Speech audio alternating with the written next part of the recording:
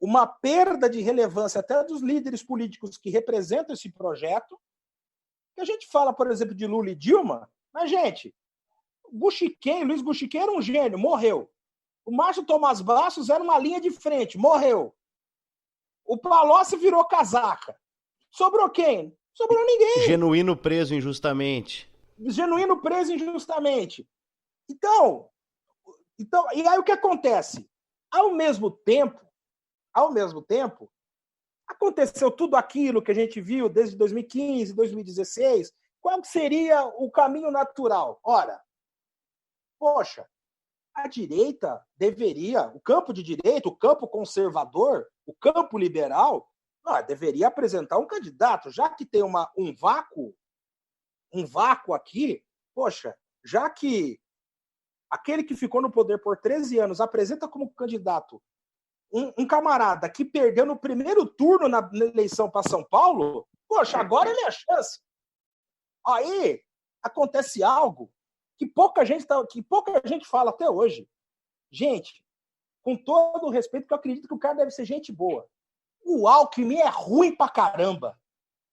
Ô político ruim! E em dezembro nós publicaremos a duplicação de Pindamonhangaba até a Cidade Nova, que é a outra ligação com a Dutra.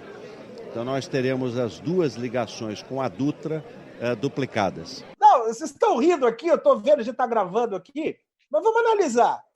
O cara foi governador do principal estado do país por 10 anos. Ele teve a máquina na mão por todo esse período. O maior orçamento da União, publicidade, visibilidade na mídia. O cara consegue 4% dos votos em primeiro turno. É ser muito ruim, é ser muito incompetente, é não saber fazer leitura política, sabe? Então, o que nós estamos vivendo hoje é apenas, então, somente um acidente de roteiro. Né? O Aguinaldo Silva pensou no capítulo final da novela, pensou 2 finais. Aí ele gravou os 2. Aí ele gravou um terceiro para deixar de stand-by.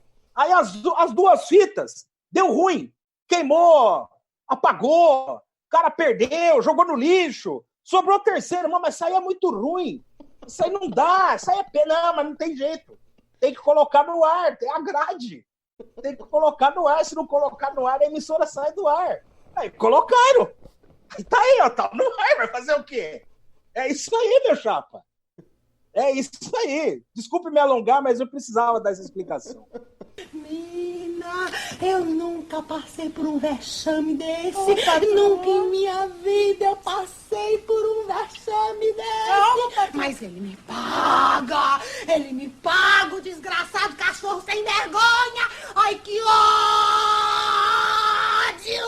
Mas foi perfeitamente o que aconteceu, né? Adotaram o cara que tá aí, esse fascista que tá aí, justamente porque o mercado abraçou, viu que seria a saída ali pro antipetismo, o antilulismo, e foi abraçado não só, né, pelo mercado, mas por todo o sistema político, que já deu o golpe em 16 e, como você falou, pavimentou tudo e só precisava de um idiota para colocar ali, né? Escolheram o pior de todos, pelo Mas, o Danilo, o pior nem é isso. O pior nem é esse aspecto, sabe? O pior é o seguinte, o Jair Bolsonaro, ele representa o modelo de estupidez do homem brasileiro. Estou dizendo do homem, ser masculino. Do ser masculino, sabe? Aquela coisa que vai ser em áudio, né? Mas vou tentar reproduzir para o pessoal ter noção. É do cara que chega lá no churrasco. E aí, beleza? E aí? Vamos aí, ó. E aí, com a cerveja aí, ó. E a serva aí, tá bom aí? Ah, que beleza, que maravilha. Aí o cara cospe no chão. Caramba, fazer isso aqui, cara. Aí, fala aí. Cara, trouxe carne pro churrasco aí, ó. Meu otário. Sem noção, hein, Joselito? Que lindo. Que beleza, ó. Vamos contar uma piada aí de homossexual. Eu tô chamando você de negão, não pode chamar você de negão? Pô, o mundo ficou... Dá uma picanha aí, desce a picanha.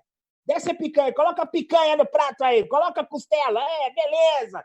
Cara, quando eu vejo, o que eu vejo, aquela reunião ministerial, tudo que acontece ultimamente em Brasília, eu penso que eu estou num churrasco. É um churrasco. É um churrasco 24 horas por dia. A gente quer saber por que tu tem tanta birra com gay. A gente queria saber se tu... Nenhuma, tô até sorrindo pra você aqui. É o churrasco de toda a família classe média, né? Os tios, as tias. A gente tá vivendo aquela coisa. Por exemplo, todo mundo fica... Eu juro pra vocês, eu não fico espantado quando ele fala sobre as mortes do coronavírus. E daí? Essas coisas naturais da vida. Tem um monte de gente assim. Ele acaba, na verdade, dando voz a essas pessoas, né? E esse é o grande fenômeno, né? Que é por isso que ele se mantém no poder, porque tem muita gente que, pela falta de educação libertadora do Brasil, acaba sendo vítima desse modo de pensar, né? Esse modo raso de pensar, de levar a vida, de tentar entender o grande escopo das coisas, e acaba apoiando esse tiozão do churrasco, o presidente, que está simplesmente aniquilando o nosso país em todas as frentes, da educação, a economia, a política externa, né? Aí você pega, por exemplo, para esse perfil de brasileiro, que não é o único perfil, lógico que não é, você tem pessoas com perfil meu e do Danilo, é uma calúnia. Como? Negro com curso superior? O que é isso? Que absurdo é esse? Quem foi que deu autoridade? O pensamento dos caras é isso. É a própria fala do Paulo Guedes, né? Quando fala que, pera lá, por que a empregada quer ir para a Disney? Como assim? Não pode. E aí, eu acho que, eu sempre falo isso, o Bolsonaro, ele não é a doença, né? Ele é um sintoma da doença, né? Isso. Tem muita gente que está aí, sei lá, dos 30% que apoiam ele, vai ter 20, 15, que é o fascista, tem essas ideias pequenas dele, de pequenos roubos que ele faz, que ele sempre fez em toda a vida política dele, de fazer tramóia, de também tá nem aí para a vida do próximo. Ou seja, ele representa, como vocês falaram, ele representa um dos personagens aí da nossa sociedade, né? Eu sei que as pessoas ficam revoltadas, ficam inconformadas. Eu entendo que é uma consequência natural de uma série de erros do nosso sistema político, que precisa ser reformulado urgentemente. Nós precisamos discutir voto distrital misto, precisamos discutir cláusula de barreira, que é o seguinte: se você não conseguir determinada porcentagem de votos, não vai ter acesso ao fundo partidário. Sinto muito. É preciso decupar os partidos, é preciso dar uma funilada, sabe? Eu acho que deveria se pensar até no recall, que é o que foi, que algumas pessoas... O que seria o recall? 2 anos de mandato, 5 anos. Com 2 anos e meio, o povo vai na urna e diz se tá bom ou não. Se não tiver bom, troca. Mas alguma coisa precisa ser feita. Porque esse sistema... a gente está hoje aqui indignado com quem está no Palácio do Planalto, mas tem o Tiririca na Câmara dos Deputados, sabe? Com todo respeito, aliás, está até me surpreendendo, porque parece que tem vontade de aprender, Alexandre Frota. Ele é fruto dessa distorção do sistema político. Aí vocês vão... Peço desculpas aos ouvintes. Aos ouvintes. Já peço de antemão. Mas um sistema eleitoral em que um candidato com o nome de Kid Bengala acha que pode ganhar, que pode chegar no parlamento, não pode ser um sistema sério. Pré-candidato a deputado estadual, lá no partido, teve até uma brincadeira. Kid, escolhe um número aí que lembra o Kid Bengala. Eu falei, só se for o tamanho do meu pau. Qual é que é? 33? Então bota 33 no seu número. Tem que ser reformulado, tem que se discutir a sério. Aproveitando que a gente está falando de políticos aqui, eu queria a visão de vocês sobre a figura do Hélio Fernando Barbosa Lopes, né, o Hélio Negão, que a gente vê como...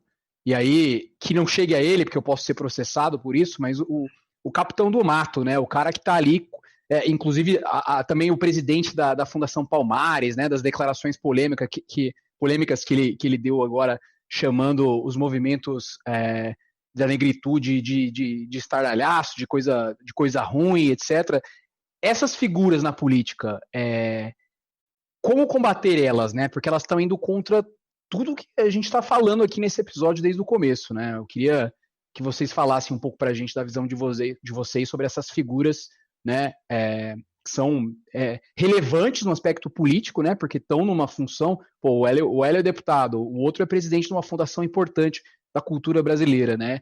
Mas estão indo a favor do plano de poder fascista, né? Eles estão indo contra tudo que a gente prega, contra a igualdade, enfim. O Hélio, ele claramente está ali como eu preciso tirar essa pecha de mim de racista, preciso que um negão, do jeito que ele fala, colhe de mim aqui para que as pessoas não me chamem de racista. Pô, eu abraço um negro aqui todo dia ele está aqui atrás de mim, está conversando, está participando das minhas coletivas.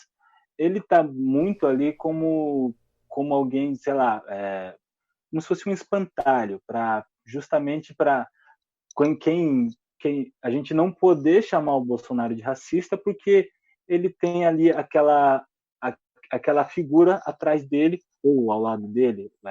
Agora, o sistema, a questão do Sérgio Camargo, né, o presidente da Fundação Palmares, eu acho que é a mais grave, porque ele justamente ataca, ele é o presidente da instituição, mas ele está destruindo a instituição que tinha que olhar para esses movimentos. Ele, como você falou, Léo, ele chamou o movimento negro de vagabundo e de raça maldita. Isso está gravado, né? Ou seja, ele é racista, apesar de ser negro, ele também é racista, e talvez muito mais que o Bolsonaro. Eu acho que é impossível talvez ser mais que o Bolsonaro, mas ele é tão racista quanto o Bolsonaro, e ele só está ali porque ele é racista, porque ele corrobora com o discurso do Bolsonaro. Então ele vai colocando, faz parte, sei lá, da estratégia do Bolsonaro, destruir essas questões, né? Põe o Ricardo Salles lá na pasta, né? E aí o Ricardo Salles quer passar a boiada, quer entregar tudo. Tem a Damares, que é machista, para assumir a pasta da mulher, família. Ou seja, faz parte da política dele essa destruição das instituições, né, que a gente tem. Eu penso que a presença desses dois personagens é apenas o sintoma da falta de inserção da mensagem do movimento negro na sociedade e da desarticulação da própria população negra em defender os seus direitos e de entender os prejuízos e os males que sofreram, essa população sofreu nos últimos anos devido ao preconceito racial. Então, onde impera a desinformação, seja por mecanismo de bloqueio, de censura, ou impera a desarticulação, a desunião, você abre espaço para figuras totalmente fora do prumo, fora do modelo, como